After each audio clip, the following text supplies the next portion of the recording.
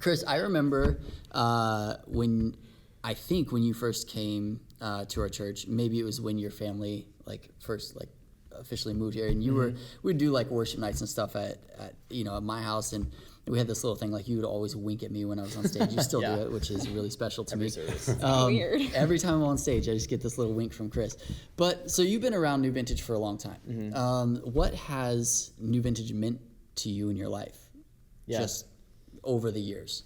So New Vintage, I had first come to New Vintage after just moving from another city, from Olympia to here, and so I didn't really have many friends. So when I first came to New Vintage, it was like the most welcoming church I'd been to. We'd gone to a bunch of churches in town, and I was like, wow, this place really does feel different. My whole family felt the same way. And as we started going, even though the church was smaller than some other churches, didn't have as much of fancy production at the time and things like that, like I could tell that the people that were there were genuine and cared. And I mean, some of those people, including yourself, Austin Mole, and others, like I'm still friends with today and are still plugged into the church today. And so for me, it felt like a place where people were genuine. And a lot of those people, I considered friends, and now I really consider like a church family. And I mean, that was almost 10 years ago that I started coming, and a lot of those people are still a part of this family and this community. So, it's really meant a lot to me. Yeah, that's crazy, because we, like, this Sunday, we're celebrating 10 years, and you've been here almost since the beginning. I think 9 of those years or something like that. I've been here 9 years, and it's been awesome. What about you? What do you mean? Like, what has New Vintage meant to you? Like, when did you come? I started coming like 6 years ago. Okay. And before that, Did you come by yourself or with family? I was invited by a family that I was babysitting for. Okay. So I came with them, and I didn't know anyone. And at the time, I was in a spot in my life where I was like just out of high school, didn't really have many friends because a lot of my friends were choosing a different life path than I wanted to go down, or a lot of them had gone off to school and I had decided to stay home.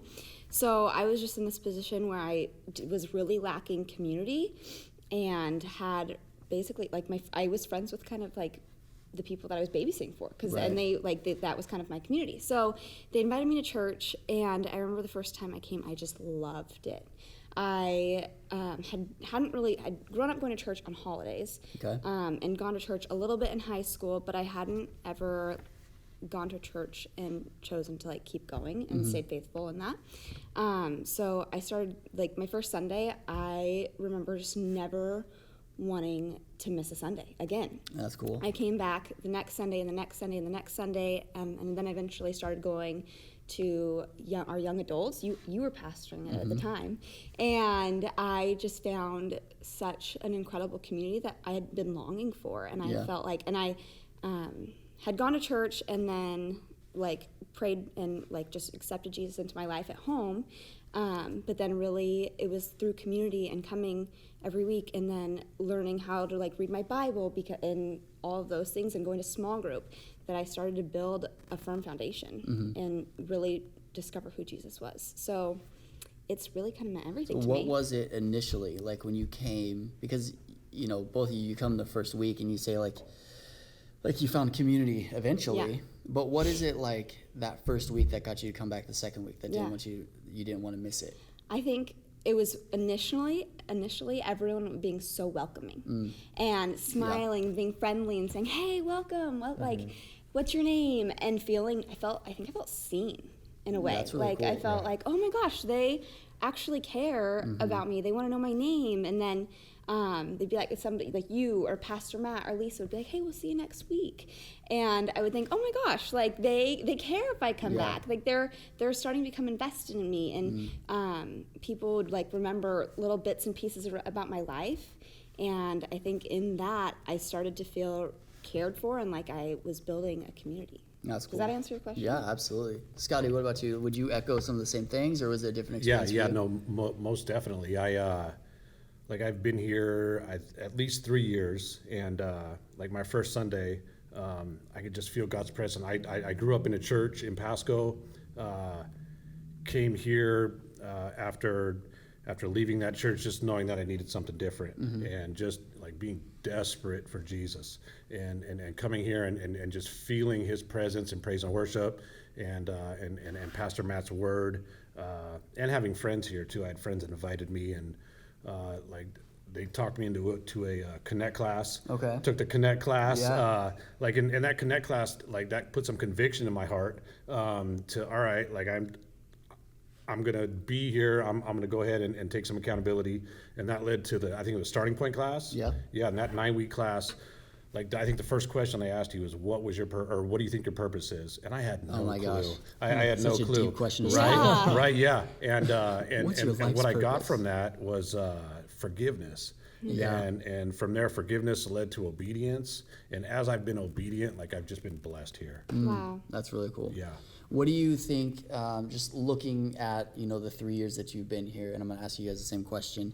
What would you identify as the biggest thing, miracle, whatever, that God's done in your life personally, or that you've seen happen in a friend's life?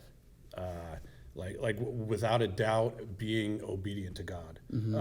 Like that conviction on my heart just to do what the Bible says. And trust me, I don't have my saints card. Like I do not have a saint card, but knowing that the Bible tells us to do stuff, and I'm like, all right, God, I'm going to do this regardless of what my friends say, what work says, what my past beliefs were. Yeah.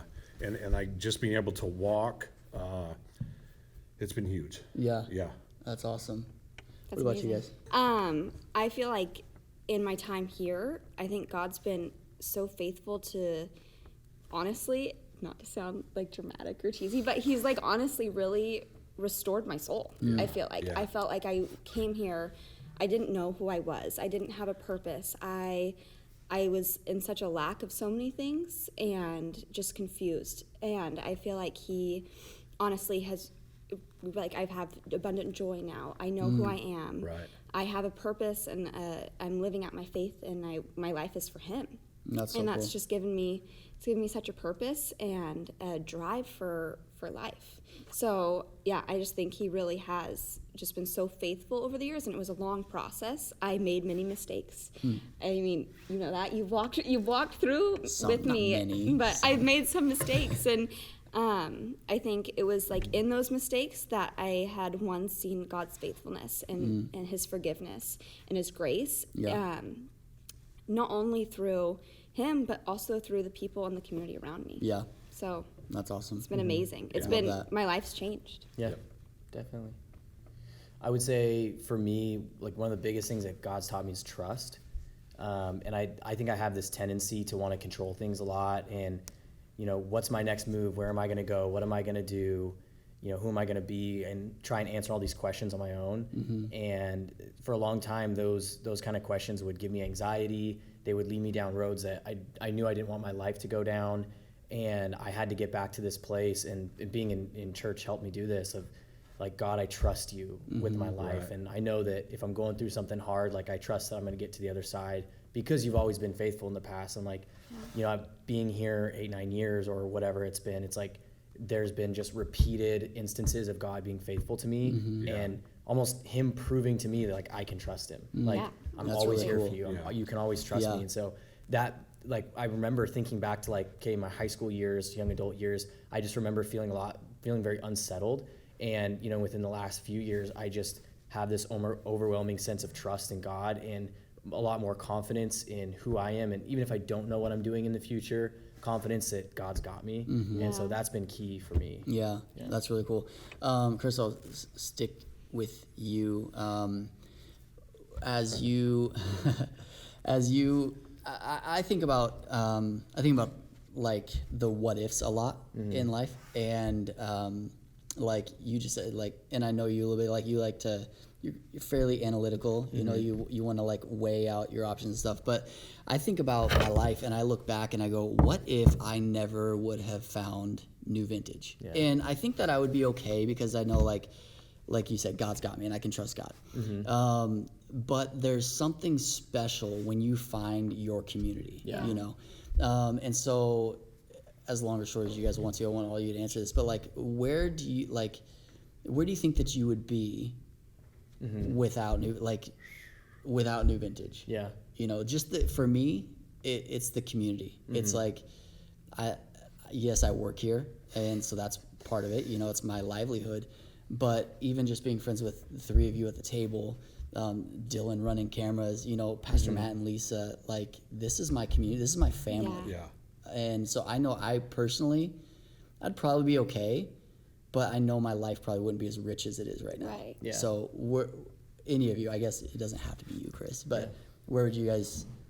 Yeah, well, I'll start it off. I would say like what you said about community, I think is key. Like, if I wasn't going to New Vintage, or New Vintage didn't exist, I'm sure I'd be going to some other church, serving another church, and just doing the things that the Bible asks us to do. But at New Vintage is really where I found my tight community, my friend group. I mean, the people that I hang out with and do life with on a day-to-day basis all go to this church. And You also met your wife. I did. I was getting jumping on a bit. Also, I met my beautiful wife here at New Vintage, and if I hadn't gone here, I would have never met her, and we would have never written our story together, and my life would not be anywhere close to where it is today if I hadn't met her. That's amazing. So, But also because of God. also, Yeah. So for me, I know that like joining a small group and having a group of men, like I joined when you were a small group leader and we met at Roasters, and being able to meet with like-minded guys has helped keep me accountable. Like you said, like I'd be okay, but being accountable to a group of guys that meet regularly, that talk real like guy stuff, like that has kept me a better Christian. I don't know if that's even a word, but it's helped me walk the straight and narrow, so to speak, so much more easily than if I wasn't here. Right. Yeah. Right. What about you, Bree? I think it's really helped shape my life. You know, I think it's been the people here. I think it's been the consistency and the accountability that has like helped mold me into who I am. I think I've been a Gravity leader for quite some time now, and that has meant everything to me. I loved the relationships that I've made with my small group girls, and that's been life changing. Yeah.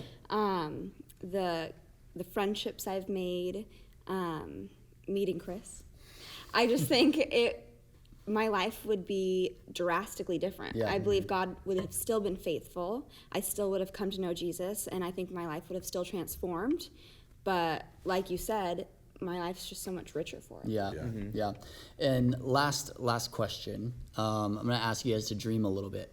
We're gonna look. I love to, and this is real. Every night when I'm going to sleep, if I'm golfing the next day, I think about the perfect round. Like, what do I have to do to have the perfect round?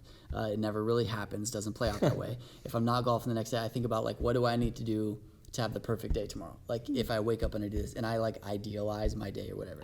We should adopt that. And good, so Chris. it's like, it helps me fall asleep, but it also like gets me prepared for the day. And so I want us to look forward. You know, New Vintage is turning 10, and the last 10 years have been amazing, but I think that the next 10 are going to be better. Yeah. So as you look forward and you see the next 5 or 10 years at New Vintage, what's one thing that you see that you just go, I want to be known for that. I want Tri-Cities to know New Vintage because of this one thing. Anybody can jump in. So I think that New Vintage, and we've all kind of said this, but one thing that has made New Vintage what it is the community aspect and the fact that there are like genuine people here that really care. And I think that the same thing that's, you know, kind of built New Vintage to have that reputation is going to continue to carry New Vintage into the next 10 years. I think that now more than ever, with everything being so virtual, not just with COVID, but even before that, everything being online and very impersonal, I think that New Vintage has an opportunity to, you know, through small groups and through tight-knit community and things like that, to be very personal and very hands-on and get people plugged in communities. I mean, all of us here have said that, you know, what was so important was like the people who are directly involved in our lives and speaking into us. And so I think that, you know, moving forward in the next 10 years, like when people come to church, you know, making them feel so welcome and reaching out and getting people plugged in, I think that we can definitely continue our reputation as a church that has a tight-knit community. And I really do think that will grow the church. And I think that's really what the world needs in this time right now. Yeah. So that's awesome. Yeah. Like I've been in recovery and seeing people fight addiction. Like I watch our church reach out to people who are struggling, and that hits me right in the heart. And to like I would like to see all my friends that struggle be right here and have a relationship with Jesus like I do. Yeah. Well, you were talking about it before. How long sobriety do you have? Today I got 80 months. Woo! Oh, let's go. Congratulations. That's amazing. Yeah, thank you. Yeah, no, it really is. That's amazing. Yeah, That's incredible. Like, you know, to some people, it's like that's a prison sentence, and it's just been a sentence of freedom for me. That's good. And That's it's, amazing. That's you know, incredible. yeah, That's the story. Those are the stories that I want to be known for. yeah. People finding freedom like that. What about you? What do I want New Vintage to be known for? Yeah, looking forward. Looking 10 forward. years down the road.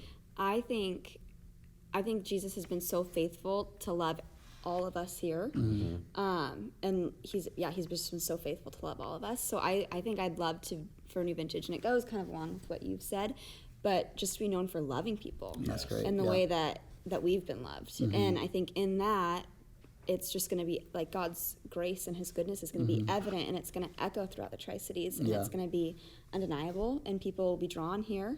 And then I know God's going to be faithful time and time again to meet them where they're at and transform their lives just as he's transformed all of ours. Yeah. I think. Yeah. So, Yeah. Amen. that Love would that. be the thing. That's so good. Well, thank you guys for just sitting and talking with me for a little bit. Thank you. Yeah, thanks for having us. Yeah. Chris?